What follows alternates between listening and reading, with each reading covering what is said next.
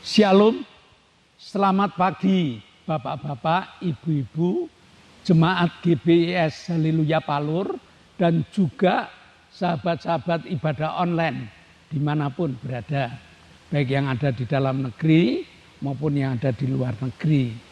Pagi hari ini, mari kita satukan hati, mari kita fokus belajar tentang firman Tuhan. Namun, sebelum kita belajar firman Tuhan, mari kita berdoa, minta kemurahan Allah dan kuasa Roh Kudus turun di tengah-tengah kita. Bapa, kami mengucap syukur pagi yang indah Kau berikan pada kami. Sukacita yang sempurna juga Kau tanamkan dalam hidup kami. Bahkan kesehatan Kau berikan berkat pada kami. Saat ini kami telah menyanyi, memuji, memuliakan nama-Mu. Tibalah saatnya kami ingin mendengar suara-Mu Tuhan. Melalui firman yang Kau ajarkan kepada kami. Supaya kami dapat menerapkan di dalam keseharian kami. Dalam nama Yesus kami telah berdoa dan mengucap syukur. Yang percaya katakan amin. Shalom Bapak Ibu. Mari kita mulai belajar sebagai orang Kristen yang baik dan benar. Adalah orang Kristen yang memiliki Yesus di dalam hidupnya. Dia lahir baru, dia bertumbuh dan menggunakan firman Tuhan sebagai landasan kehidupannya. Dan hari ini kita akan belajar tentang hidup penuh sukacita. Minggu yang lalu, apakah Bapak Ibu ingin memiliki damai sejahtera? Dan saat ini kita belajar tentang hidup penuh sukacita. Nah, hidup penuh sukacita adalah hidup yang menerapkan dan mempraktekkan firman Tuhan di dalam kehidupan keseharian kita. Yang mana yang kita praktekkan? Filipi 4 ayat 4. Filipi 4 ayat 4. Bersukacitalah senantiasa dalam Tuhan. Sekali lagi kukatakan bersukacitalah. Perintah yang gampang. Ya, gampangnya apa? Kita harus bersukacita. Dan bersukacita itu senantiasa. Senantiasa itu dalam segala keadaan. Tidak mengatakan bersukacitalah jikalau kamu memiliki berkat uang yang banyak. Bersukacitalah kalau kamu memiliki kedudukan yang tinggi. Bersukacitalah kalau kamu memiliki inteligensi yang luar biasa. Tuhan mengatakan senantiasa. Kalau kita diberkati gampang bersukacita. Tetapi bisa enggak kita bersukacita di tengah-tengah gelombang badai yang menyerang kehidupan kita. Nah, padahal ini perintah. Setiap orang Kristen harus mampu melakukan sukacita di dalam kehidupannya. Tuhan mestinya buat cara. Tuhan mestinya buat contoh, membuatkan contoh supaya kita dapat menerapkan sukacita dalam segala keadaan. Nah, bersukacita senantiasa. Ini merupakan tantangan. Ya, bagaimana caranya? Mazmur 16 ayat 11. Mazmur 16 ayat 11. Engkau memberitakan kepadaku jalan kehidupan.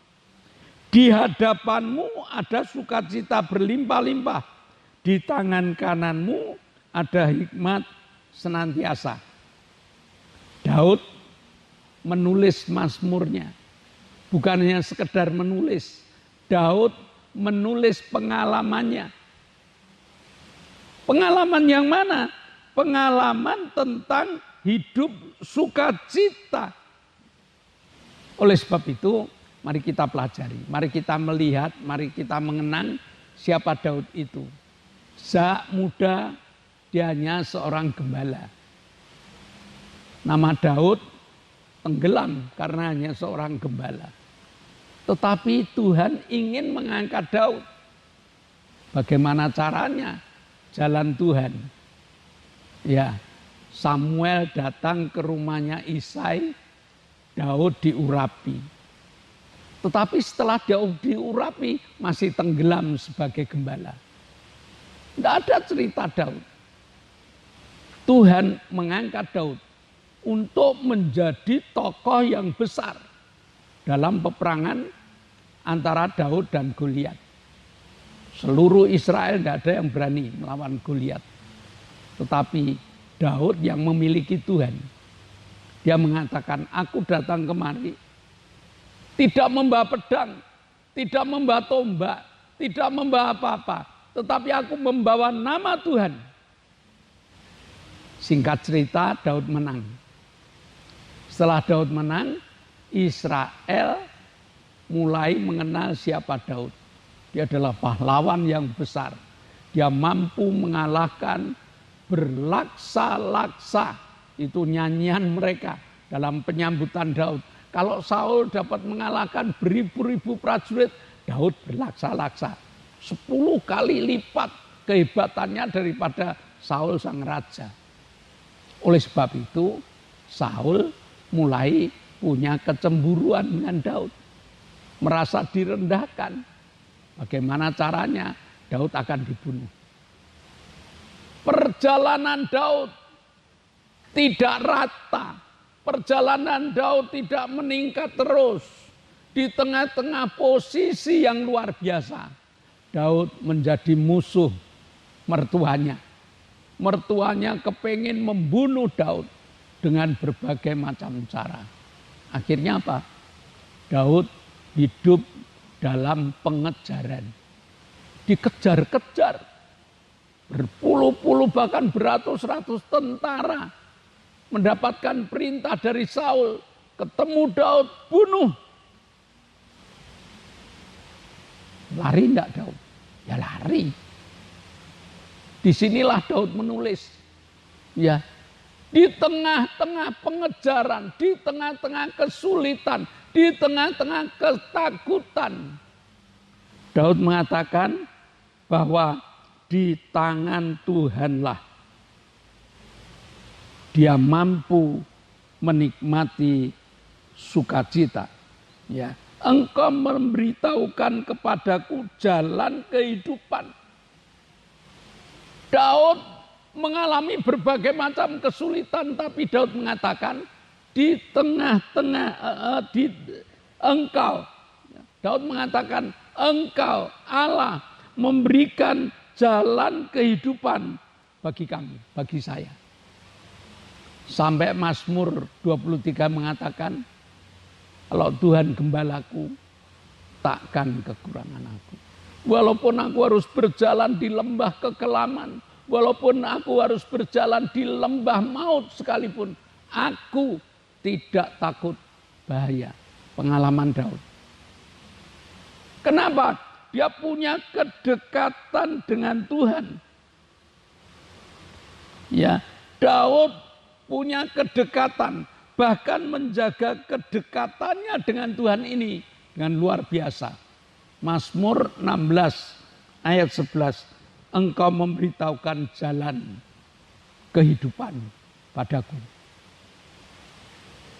Kalau aku dekat dengan Tuhan, Tuhan memberitahukan jalan kehidupan kepadaku walaupun harus lewat bayang-bayang maut. Nah, kepekaan hadirnya Tuhan dalam hidup inilah yang membuat orang percaya dapat mengenal Tuhan. Jarang orang percaya kalau diberkati dia mengatakan haleluya. Tetapi suatu saat berkatnya nurun, suatu saat kehidupannya mengalami berbagai macam bencana, apakah dia mengatakan di tengah-tengah ini Tuhan, di tengah kesulitan ini jalanmu Tuhan? Bisakah kita mengatakan seperti itu? Ya, hanya orang yang peka dengan hadirnya Tuhan. Seperti Daud mengatakan, aku berani berjalan di lembah kekelaman. Karena itu yang harus aku lalui. Pengalaman hidup bersama dengan Tuhan. Pengalaman hidup dijagai Tuhan. Pengalaman hidup diberkati Tuhan. Itu dialami oleh Daud. Ya, Mazmur 16 ayat 11 menyatakan, di tangan kananmu ada hikmat senantiasa. Orang yang memiliki kepekaan dengan Tuhan, orang yang memiliki kepekaan hadirnya Tuhan, mengatakan, di tangan kananmu Tuhan ada hikmat. Hikmat itu kepandaian surgawi yang dapat menentukan pilihan-pilihan yang tidak keliru. Di mana? Hanya di tangan Tuhan. Di luar Tuhan, pilihan-pilihan manusia banyak mengalami kesalahan. Banyak orang mengalami kecewa karena, waduh, aku mengalami kesalahan, kekeliruan jalanku. Tetapi Daud mengatakan, di tangan kananmu Tuhan ada hikmat. Bahkan di hadapan Tuhan, Mazmur 16 ayat 11, di hadapanmu Tuhan ada sukacita yang berlimpah-limpah. Ada sukacita yang melimpah. Ini yang dialami Daud. Selama Daud dalam pengejaran, dia tidak pernah meninggalkan Tuhan. Dia pasti berdoa, Tuhan boleh enggak saya ke sana? Tuhan mengatakan, silakan Daud. Tapi begitu Daud di satu tempat, karena pengaruh Saul sangat kuat, masyarakat sekitar, dia mengatakan, Daud berada di Hakila Tuhan. Daud berada di Hakila, di gunung, di bukit Hakila. Akhirnya dikepung. Bagaimana? Lepas, lolos. Di gua Adulam. Sudah masuk gua. Sudah istirahat di gua. Tiba-tiba Saul dengan tentaranya masuk gua itu juga. Apakah Daud mati? Enggak. Bagaimana cara Tuhan? Saul bersama tentaranya dibuat tidur di gua itu. Maka Daud berani mengatakan, di hadapanmu Tuhan. Kalau aku masih ada di hadapanmu Tuhan, sukacita itu melimpah. Sehingga Filipi 4 ayat 4, bersukacitalah senantiasa, itu dapat dilakukan kepada orang-orang yang ada di hadapan Tuhan. Bagaimana dengan Bapak Ibu Saudara? Apakah kepekaan hadirnya Tuhan itu ada di dalam hidup kita? Bagaimana dengan Bapak, Ibu, dan Saudara? Apakah Bapak, Ibu, dan Saudara benar-benar berada di hadapan Tuhan? Kalau iya, tidak ada sesuatu yang membuat kita sulit untuk bersukacita. Kenapa? Karena sukacita itu satu tanda bahwa ketakutan, kekhawatiran tidak ada sama sekali. Kenapa tidak ada? Karena aku punya Tuhan. Apa yang aku khawatirkan? Di tengah-tengah orang yang sakit parah sekalipun, aku punya Tuhan. Hidupku ini di tangan Tuhan. Kalau hidupku di tangan Tuhan, mau hari ini mati atau mau hari ini sembuh, Tuhan yang punya hak. Lazarus mati 4 hari. Apa yang dikerjakan Tuhan? Tuhan datang ke kubur Lazarus. Dan Tuhan dari luar kubur dia mengatakan, Lazarus, keluarlah engkau. Lazarus keluar. Ya. Di saat orang kusta, 10 orang kusta ketemu dengan Tuhan. Kusta tidak ada obatnya. Tapi ada Tuhan di situ. Orang kusta sembuh. Di tengah-tengah kekurangan, di puncak bukit ada pelajaran dari Tuhan Yesus, 5.000 yang datang. Tidak punya apa-apa. Bahkan Yesus memberikan instruksi pada Filipus. Filipus, beritahu orang-orang, jangan pulang sebelum makan. Filipus kaget, makannya dari mana Tuhan? Ya, tidak ada catering, tidak ada warung, tidak ada apa-apa. Di tengah kebingungan itu, ada anak yang bawa 5 roti 2 ikan. Cukup enggak? Cukup. Sisa. Bagaimana dengan Bapak Ibu? Apakah hari ini Bapak Ibu di tengah-tengah kesulitan? Ataukah di tengah-tengah penyakit? Ataukah di tengah-tengah kekurangan? Mampu enggak kita bersuka cita? Saya katakan, kalau kita anak Tuhan yang benar, punya Yesus ada di dalam hati kita, dan punya landasan hidup dengan firman Tuhan, maka Filipi 4 ayat 4 dapat kita lakukan. Jadi belajarlah Bapak Ibu dekat dengan Tuhan. Bahkan bangunlah kepekaan dengan Tuhan. Hadirkan Tuhan dalam segala aspek kehidupanmu. Agar sukacita selalu ada di dalam hidup kita. Bahkan hidup penuh dengan sukacita. Amin. Mari kita berdoa. Bapa, kami telah belajar firman-Mu. Kami ingin menerapkan Tuhan hidup penuh sukacita. Hidup lepas dari ketakutan dan kekhawatiran. Maka kami belajar hidup dekat dengan Engkau. Biarlah Roh-Mu bekerja. Agar kedekatan kami dengan Engkau selalu terjaga. Sehingga kami dapat menikmati sukacita yang melimpah. Karena di hadapan-Mu ada sukacita. Meteraikan firman-Mu dalam hati, jiwa dan roh kami.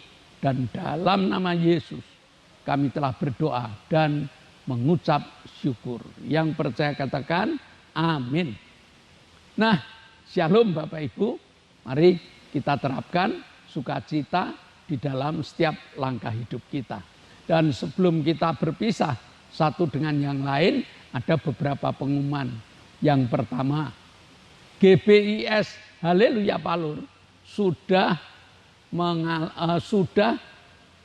mengadakan ibadah on-site, ibadah tatap muka dengan jadwal Minggu jam 7 pagi untuk anak sekolah minggu, Minggu jam 9 untuk umum atau untuk ibadah raya. Kami mengundang Bapak Ibu Saudara supaya Bapak Ibu Saudara yang belum bergereja, mari ibadah bersama dengan kami. Supaya sukacita kita melimpah. Lalu setiap hari Selasa jam 6 sore ada ibadah pendalaman Alkitab. Bapak Ibu jemaat yang belum pernah datang pendalaman Alkitab, yuk kita belajar hidup di hadapan Tuhan. Kita belajar hidup dekat dengan Tuhan. Dan tiap hari Selasa kami mengundang Bapak Ibu untuk ibadah pendalaman Alkitab. Tiap hari Jumat GBIS Haleluya Palur punya 2 kegiatan. Silahkan pilih. Mau pilih Permata, persekutuan rumah tangga dengan nama Full Joy Full Blessing. Ya, sukacita dan berkat yang melimpah, atau mau ke cabang. Kalau Joyful Blessing itu Jumat jam 6 sore, kalau cabang Jumat jam 6.30 sore. Yang belum ikut silahkan pilih. Tiap hari Sabtu ada ibadah kaum muda. Ya, ibadah youth. Kaum muda, muda dewasa, silakan cari pengalaman kemudaan dengan firman Tuhan.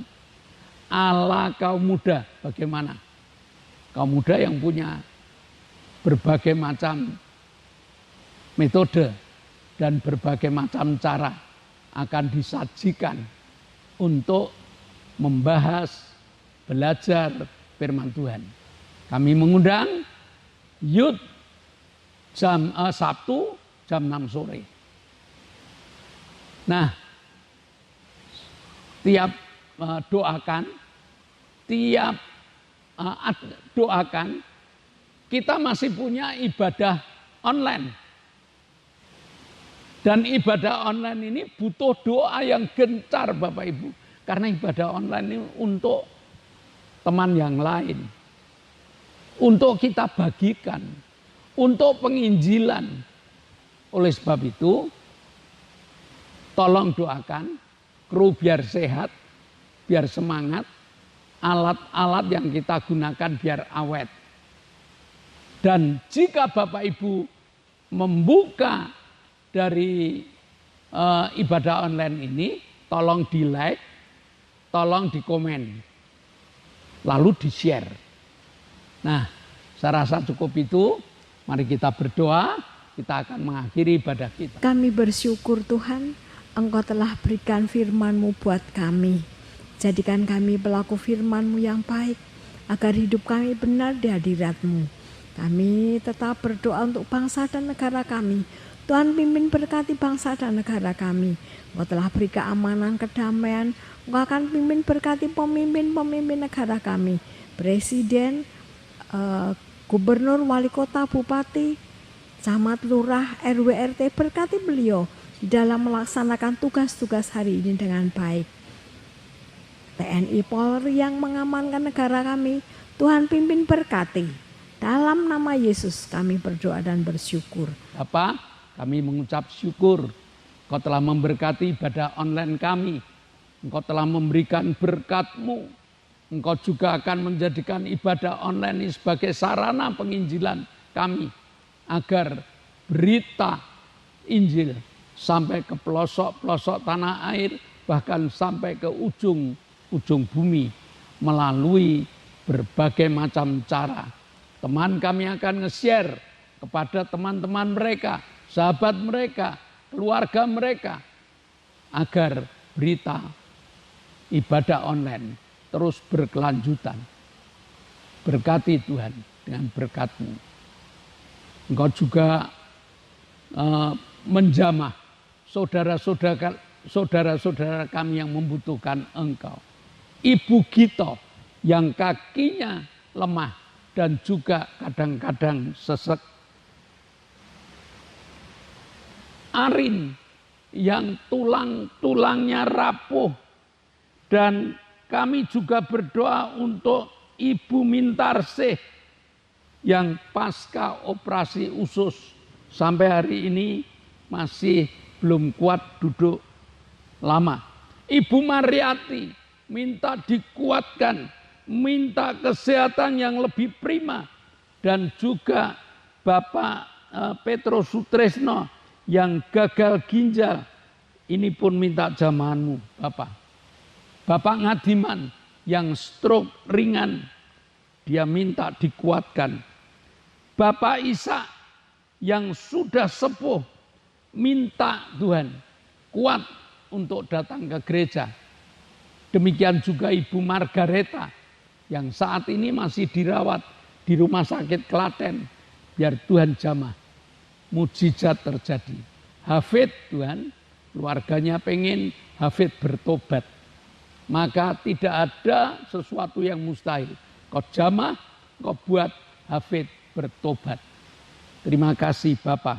Kami juga bersyukur Engkau telah memberkati Pak Gito, Engkau telah memberkati Ibu Satinem, Engkau telah memberkati Ibu Bambang. Mereka telah sehat.